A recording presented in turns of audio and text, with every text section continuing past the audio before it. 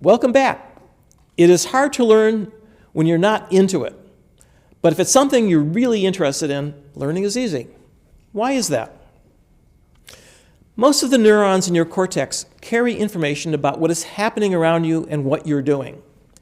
Your brain also has a set of diffusely projecting systems of neuromodulators that carry information not about the content of an experience, but its importance and value to your future. Neuromodulators are chemicals that influence how a neuron responds to other neurons, and today we will discuss three of them: acetylcholine, dopamine, and serotonin. Acetylcholine neurons form neuromodulatory connections to the cortex that are particularly important for focused learning when you are paying close attention. These acetylcholine neurons project widely and activate circuits that control synaptic plasticity, leading to new long-term memory. Neuromodulators also have a profound impact on your unconscious mind.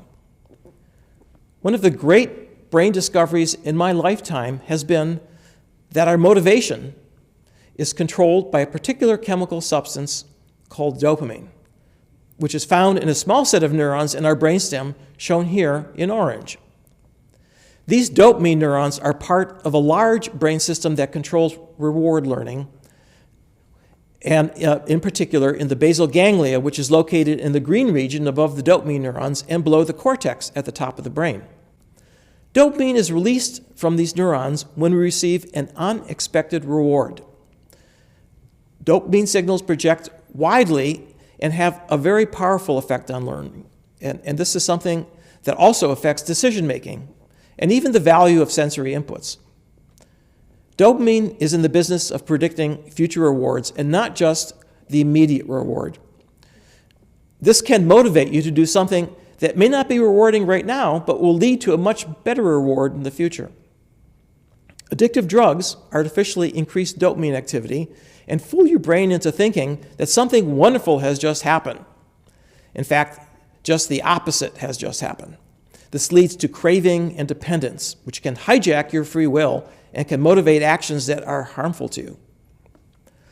Loss of dopamine neurons leads to a lack of motivation and something called anhedonia, which is a loss of interest in things that once gave you pleasure. Severe loss of dopamine neurons causes resting tremor, slowness, rigidity. This is called Parkinson's disease. Ultimately, it leads to catatonia, a complete lack of any movement. Dopamine neurons are part of the unconscious part of your brain that you learned about in the first week. When you promise to treat yourself to something after a study section, you are tapping into your dopamine system. Serotonin is a third diffuse neuromodulatory system that strongly affects your social life. In monkey troops, the alpha male has the highest level of serotonin activity, and the lowest ranking male has the lowest levels.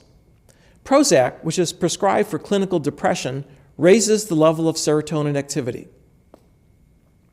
The level of serotonin is also closely linked to risk-taking behavior, with higher risk in lower serotonin monkeys. Inmates in jail for violent crimes have some of the lowest levels of serotonin activity in society. Finally, your emotions strongly affect learning, as you are well aware. Emotions were once thought to be separate from cognition, but recent research has shown that emotions are intertwined with perception and attention and interact with learning and memory. The amygdala, an almond-shaped structure shown here, nestled down at the base of the brain, is one of the major centers where cognition and emotion are effectively integrated. The amygdala is part of the limbic system, which together with the hippocampus is involved in processing memory and decision-making, as well as regulating emotional reactions.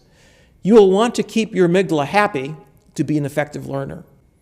The emotions and your neuromodulatory systems are slower than perception and action, but are no less important for successful learning. If you want to learn more about acetylcholine, dopamine, and serotonin, look them up on brainfacts.org, a website that is filled with valuable facts about your brain. I'm Terry Sinofsky. Happy learning until we meet again.